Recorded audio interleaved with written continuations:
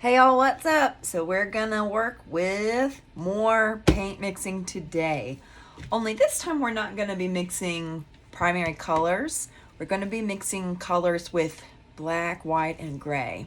So the first thing that we need to do is to get a sheet of paint paper, need a pencil, and I'm gonna actually use a ruler this time. We're gonna make 6 scales. So I've just put my ruler directly on the paper and I'm just tracing about that much. This does not need to be exact, but I do want 6 on the same page if possible. So while I'm doing this, go ahead and do this. Okay, not a big deal about the size and shape. We just want some definite areas like to work with. All right, so 1, 2, 3. We have a number 4. Okay.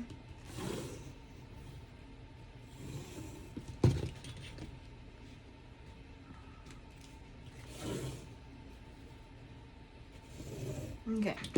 I'm gonna show you something really crazy, which is just to close that with a straight line. I'm not worried about tracing the other end of the ruler because I have what I basically need. So what I'm gonna do now is to slice these down the middle, just using my eyes and my brain. Then gonna take each half, let's divide them into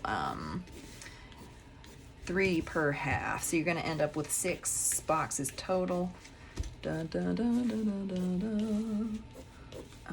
Okay, and also can't forget our very most important thing, which is to write our name. So I'm gonna say example.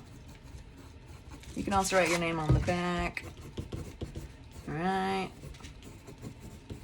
as you like. Anyways, okay, so once you have this, then what I'm gonna ask is for you to receive some paint from either me or off the shelf. So because we're gonna practice mixing colors with black, white, and gray, what I would like is for us to get 1 well of the colors you're gonna use and then 2 each of black and white. So let's start with tints. A tint is a color, and you don't have to write this if you don't want to, but you can. A tint is a color plus white. And I think what I'd like for us to do is to actually make a scale. A scale is in like value scales, which we worked with before. So even though the paper is white, all right, I can still paint some white on here. Okay, I'm gonna do this for both of the colors I've picked. And all right, now what I'm gonna do is to take, I'm gonna take one of these wells of white. I'm gonna scoop some out here, and I'm gonna scoop some out here. This is just how I like to do it. I like to have the colors kind of near each other, like where I'm gonna use them.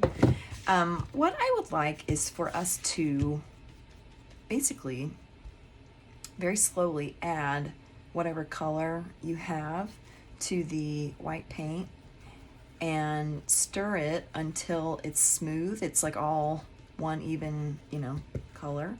Once it's smooth, go ahead and paint it on. And oh, look at the magic happening. All right, so I'm gonna kind of slowly continue this, adding just a little bit of red at a time. I like to just, take what you already have because it's not gonna be getting any lighter. And I think because it's so easy to make white into a darker color, like I added so little red here, but it still changed quite a bit. So anyways, just from my experience, I think it's easiest to do it this way, which is why I'm showing it to you like this. But anyways, hopefully it'll work. Anyway, so what I want for us to notice is how the colors are changing as you are mixing them. This is something that can serve you if you, like, I don't know, if you don't have a particular paint color that you need, sorry. Just being able to mix things is good. So, okay, the way that I have created this, I'm not gonna end up with the intense red out of the bottle. If you end up just going too strong with the red in the paint, then I don't know, it'll be okay. We want to see a gradient. We want to see gradually going from white to some color that's a little closer to red. All right, so I'm gonna pause there, and now what I like to do is wait, pause. I am only doing this, I think I'm only gonna do this for one color, just to preserve time, or to be, you know, aware of your time and having to listen to me on the dang video. So I'll just do the model with one color. You're gonna go ahead and do all 6 of these. Okay, so try one with red, for example, but you don't have to use red. Okay, I'm gonna try one with yellow, for example, although you don't have to use yellow. Let's take a look down here, pretend that I've done that. This one, let's say a shade, which is a color plus black.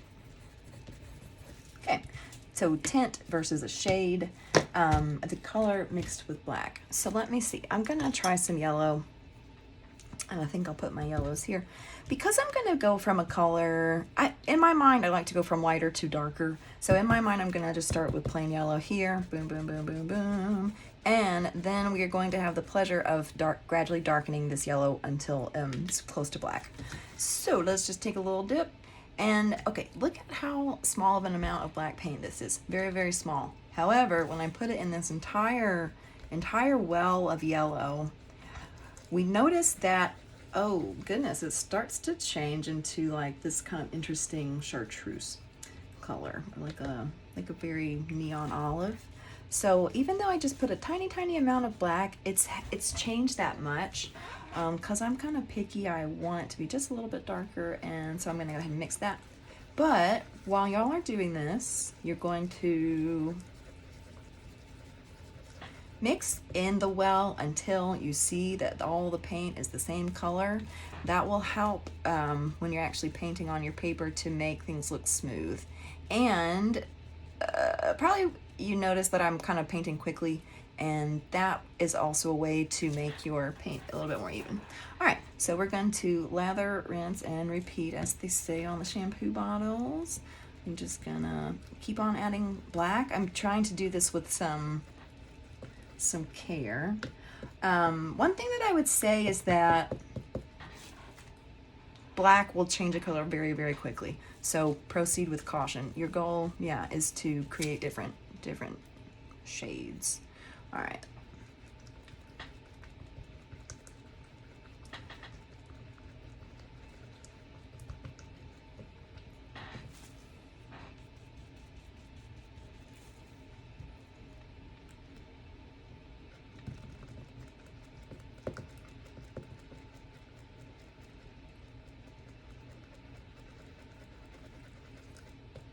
I kind of like how this is becoming like an olive green. And I would say that in my mind, like when I was a student, I would never have guessed that yellow and black would have made this color, because it's like it's so particular. But part of the reason that I'm asking you all to make these scales is so that you can sort of see this for yourself. Because someday you might need that color. Someday soon. Hint, hint.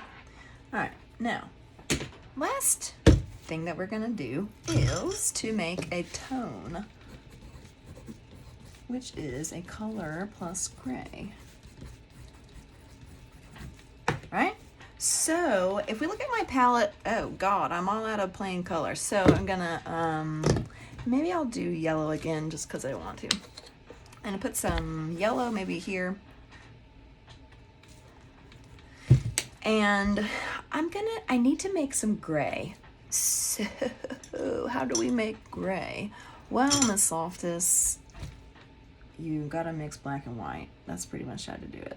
All right, so I think I'm just gonna go ahead and dip this in here. Let's just stir it. So you are actually gonna make your own gray. Maybe I'll just go move into the middle. All right, we're gonna be using a lot of paint here, so you know it's okay to spread out if you need to.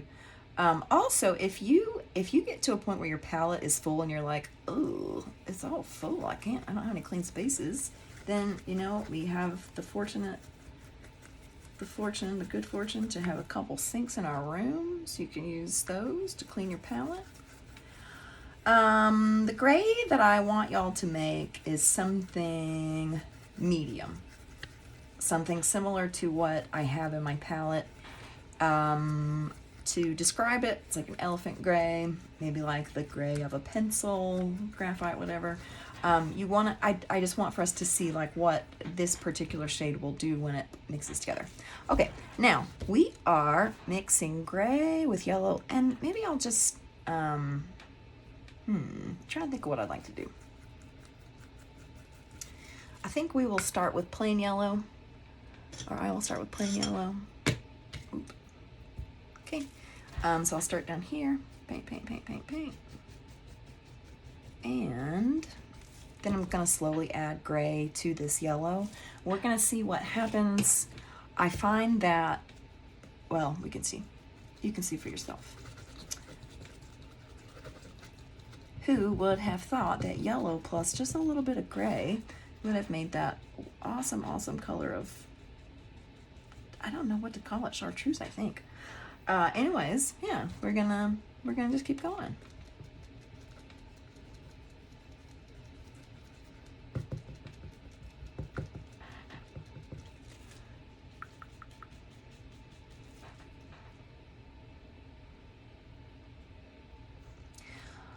Let me show you.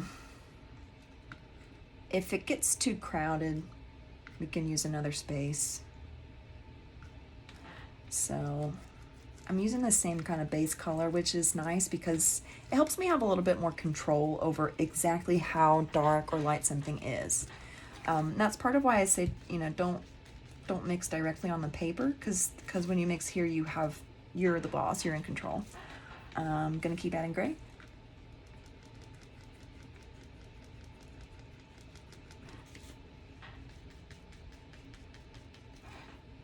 And then let's see.